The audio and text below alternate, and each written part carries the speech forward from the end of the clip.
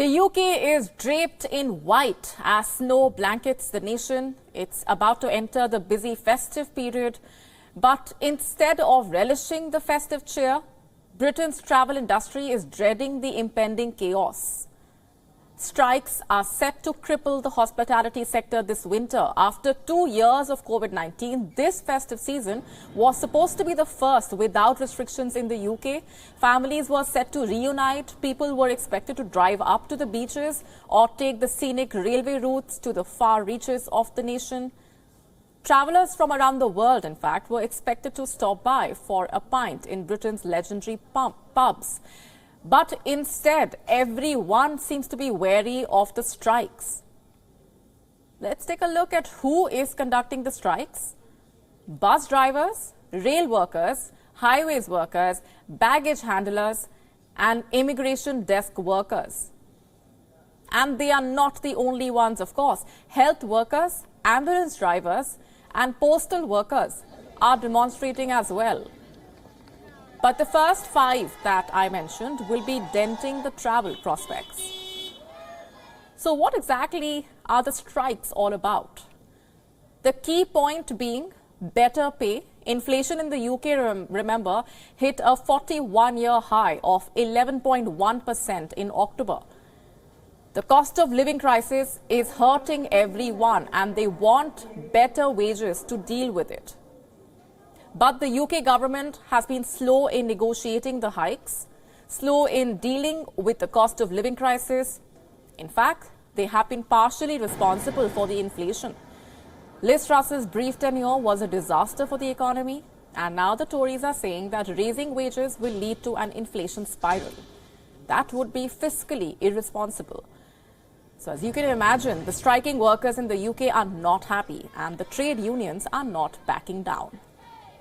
Rail, road, air, and even ship travel will be mired in trouble. Highways covered in ice and snow will be dangerous for the drivers. Train cancellations may bring the UK rail connectivity to its knees. Long queues are expected at the border checkpoints, leading to congestion at both airports and the ferry terminals. Strikes are scheduled for both the Christmas weekend and the New Year weekend.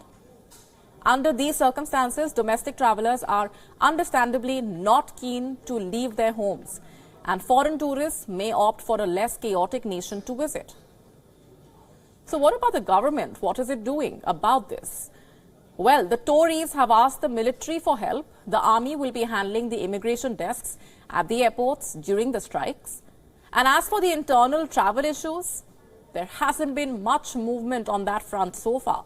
Some unions have made deals with the government, or at least agreed to postpone one of their planned strikes, like baggage handlers who decided to call off a strike last Friday. But most others have not. Compromise seems like it's still a while away. Neither side wants to blink first. And in this game of chicken, it's the hospitality industry that is getting its goose cooked, it seems.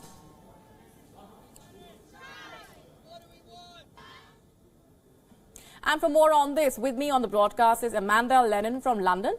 She is HR Director and Employment Lawyer at Spencer West LLP and a former senior executive at British Airways. Thanks very much for being here with us. Just how serious is the situation at this point in time? Just how bad could the disruptions get?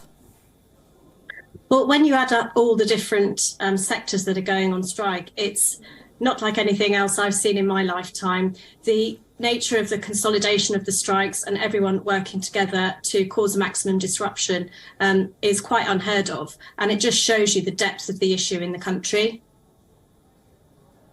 What about the UK government's handling of this situation? How could it have been better prepared to deal with this crisis, if at all? And what do you make of the way in which the negotiations have panned out?